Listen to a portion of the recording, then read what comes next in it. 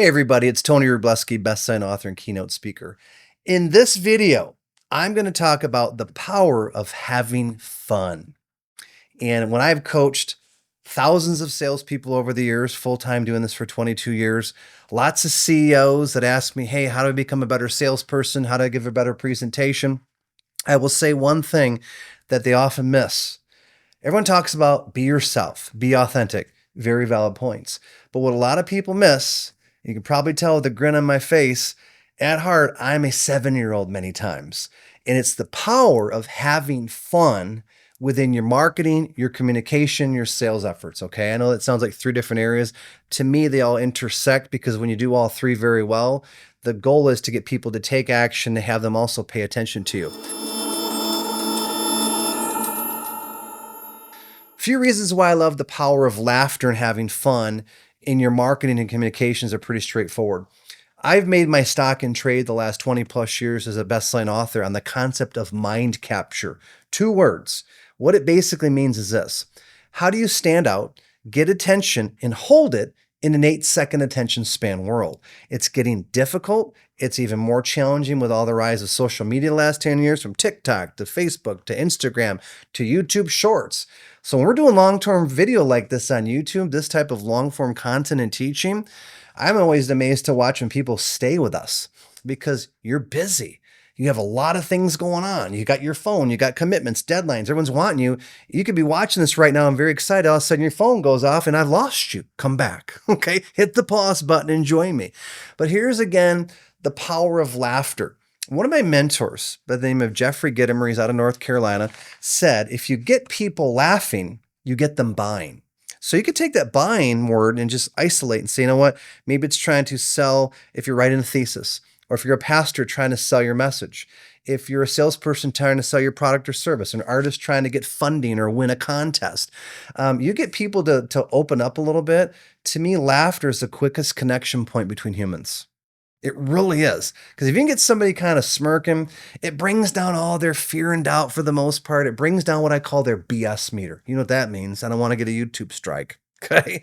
But BS, we've heard sales pitches. And let me give you another clue. Everybody's in sales. Everybody. We're going to do a future episode about specifically why we're all in sales, especially now. But let me give you a preview. If you are passionate about something and you need to convince or get people's buy-in, that is called sales, my friend. I go round and round with attorneys and lawyers and doctors and CPAs that I train. I'm not in sales like you. And I say, BS. You were trying to sell me something. Get over it. It's okay. You can get to sales heaven, all right? So back to the fun component. Let me give you a few examples here. I like to tell stories because facts tell, stories sell. I learned that from the late, great Zig Ziglar when I was in my 20s. You get people at presentation, they might remember some of the things you said, but they remember how they felt. That's Maya Angelou's famous quote. They're also going to remember the story or two that really connected with their heart and their soul, okay? So here's a few examples of how we use humor in Mind Capture Group. Recently, I went to a trade show a few weeks back in Nashville, and I was there to talk about some of the services we do, in particular like sales and referral training. And what was interesting is that my trade show booth, they brought groups of 20 people around where each got to give a 2-minute commercial to the people visiting our booth. I'd never seen that. So I thought, you know what? Instead of me going, womp, like Snoopy, like all the other people around me, cool people, but it was like, here's what we do and why you should buy from us. I'm like, that's boring. I brought BS bags with me. Okay. And we handed everybody a BS bag. I'll read a little bit of it in respect to time. It's disposable and recyclable BS bag. It seals BS in. It has a warning on it, not for use by Congress. The bag is neither strong enough or large enough to hold the BS they produce. Do not dispose of the BS through any government agency. And it has directions of how to use the BS bag.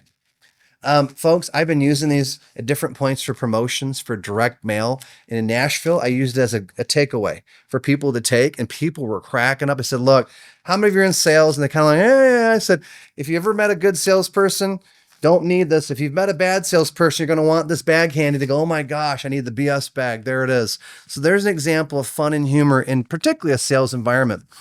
Give you another example here. I do an event called the Mind Capture Boot Camp. It's about to get to 11 here. I'm going to go into my British mode. I had my rock and roll t-shirt on. I went to Detroit this past weekend with my son for Father's Day, and we went to Jack White's record label and studio called Third Man Records. This is the t-shirt. So Jack White, if you're watching, I'm on the west side in the 616. I loved your record store and your record plant, man. Okay. But we do an annual mind capture boot camp. And a few years back, our theme was turn it up to 11, like the movie Spinal Tap, loud volume, rock and roll, metal, British. It sounds like a bad Australian accent. If you're watching Down Under, I need coaching.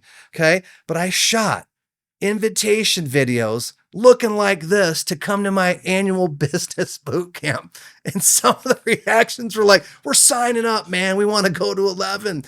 And I know some people were maybe like, that's kind of not professional. Here's the deal. You know what? I don't really care. I got attention. If someone's too uptight, they got an invitation from the man that turned up to 11, I don't want him in my audience. If you're that uptight, imagine this, their butt cheeks. Loosen them.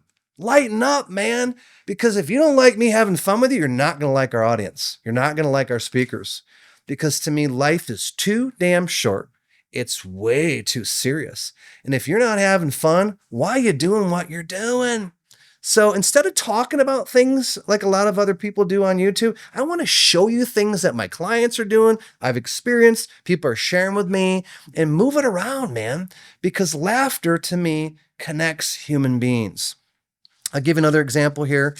This year's event, we've been mailing out a postcard, and we have a comic book in here. And the note in the comic book says, "Hi, Mike, how to look like a hero to your best clients and customers." We mail out how to look like a superhero comic books to CEOs, HR directors, VPs. And I'll tell you why, it doesn't work every time. Nothing does. Gets attention. And we do follow-up. Could be an email, a text, or a phone call. We always reference back about the comic book invitation we sent you. And I'll tell you what, I'd rather have fun with my marketing and prospecting. And our current clients get this too. They're like, oh, what's he going to do now? When you start to have fun, I will warn you, a lot of your best clients, you're like, what are they going to do next? They like it when you're laughing and they're laughing too. I'll give you one final example. Last year, December, one of my clients works in the employee benefit space. His name is Steve. And he always told me, look, man, between October and the end of December, we're in renewal season for the employee benefits. He goes, it's nuts. So imagine your workload going like 9 months of work being put in 3 months. That's how stressful it is. So it was around Christmas time. And I was over by his office. I thought, you know what? I'm going to break the ice with these guys a little bit. So I went to Dollar General. I had a Christmas bag with Santa on it. And I went and bought hemorrhoid cream, bottle of aspirin. I had a bottle of 2 liter of Coke, Coca-Cola. I went to the liquor store. If you're under 21, you can't do that. But I bought a little thing of Jack Daniels. I put it in a thing with a card. And I went to the secretary's office, dropped off. He said, give this to Steve. Within about 30 minutes, if I recall, I look at my phone and I get a text. He's like, we are rolling. He goes, we passed out the emergency survival renewal kit. I put some funny little title on the card, like Merry Christmas and Hope You Survive. Fast forward, I saw Steve a few months ago. He's, yeah, my wife came in the office on a Saturday one day and was cleaning out and goes, what's this fifth of Jack Daniels doing in the office kitchen? He goes, oh, Tony dropped it off at Christmas time. So use your discretion. Not advocating the use of Jack Daniels, but they're all adults, all over the age of 21, and they're a fun group that gets my sense of humor, and I knew about them. But I will tell you this. I went back in there to talk about renewing to come to boot camp. They're just like, we're in. He goes, we are still cracking up about that.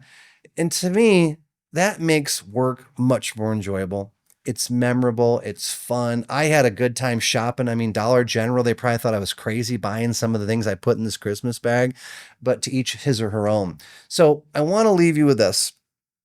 If you want to have more fun with your life, especially your career, if you're self-employed, or, what are you doing different to stand out from everybody? And somebody go, that's old school. Let me give you a clue. What's old is often new again in marketing. I've learned from the best, from Dan Kennedy to Jay Abraham. I can name drop. I'll probably talk about these mentors later in other future episodes, but I've personally mentored with them. They taught me how to get attention at an early age. It doesn't have to be always shocking. You don't always have to drop off strange gifts. You don't always have to put a wig on, but what can you do different?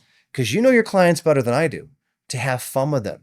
And if you build relationships with them, they will let you do this. Matter of fact, they're going to look forward to it. So again, This episode, we talked about the power of having fun. Don't be like everybody else all the time, because if you're like everybody else, you don't stand out and you don't get mind captured. Till next time, take care.